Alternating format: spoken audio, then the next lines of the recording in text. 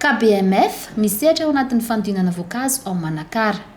Nahazo fampiofanana ara-teknika sy fanohanana ara-pitaovana tamin'ny Ministeran'ny Fambolena sy ny Fiompiana tamin'ny alalan'ny fandaharana asa Prospere ireo mpikambana miisa 320. Fomba fitantanana sy mahomby ny fitandronan'ny fahadiovan'ny vokatra sy ny fitaovana ampiasaina no amafisina tamin'ny fampiofanana mba ho sakafo ara-pahasalamana no omenan'ny mpanjifa amin'izay voankazo ahodina izay.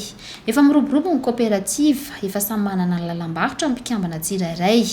Misy nefa mamatsy ireny tsena lehibe ireny ny grande surface ary efa miparitaka any amin'ny faritra hafa ihany koa ny vokatra toa ny Dego sy Farafangana. Ny paika mivantana tamin'ny fiovan'ny farim-pianan'ny mpikambana tsirairay izany asa fiarina izany no ny toa nahazon'izy ireo. Raha ny andohanay dia association eo amin'ny anankiroa zany zahay teo aloha dia nahazo toana ara-piofanana avy amin'ny Prospere dia rehefa maro be zany le olona manao an'le fandinam-boankazo dia tsapa fa somary sarosarotra ny famarotana an'le vokatra rehefa avy eo. Sarosarotra ihany koa zany ny resaka lalam-barotra dia zay no nahatonga hoe aleo hivadika anao kooperativa zany hitambatra ao anatin'ny kooperativa anankiray ny ao anatin'ny association anankiroa ireo. Dia ny toana azonay amin'ny tamin'ny Prospere hatramin'izay dia ny resaka formation aloha dia ny resaka fitaovana.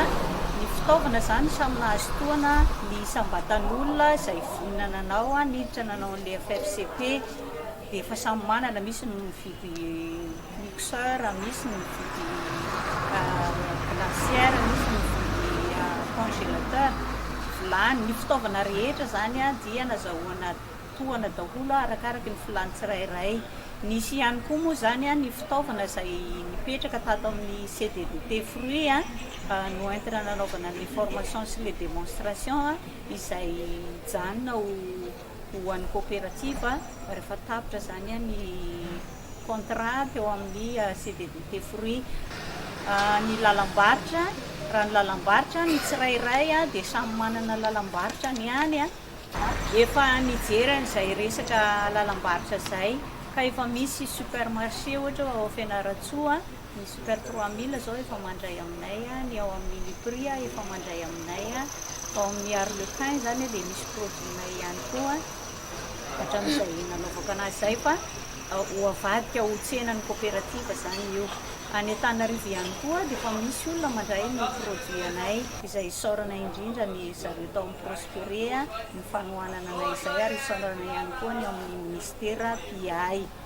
Zava-dehibe ny fananana traikefa sy ny fahaizana mitantana raha tiana handroso ny asa fiarina izay ka mampirisika ny namana hafa handray sy hanohy ny soa nentin'ny fandaharana asa Prospere Ramatoa Sylvie izay mpikambana ao amin'ny KBFM nahita fahombiazana tanteraka tamin'ny fiarina fandinana voankazo.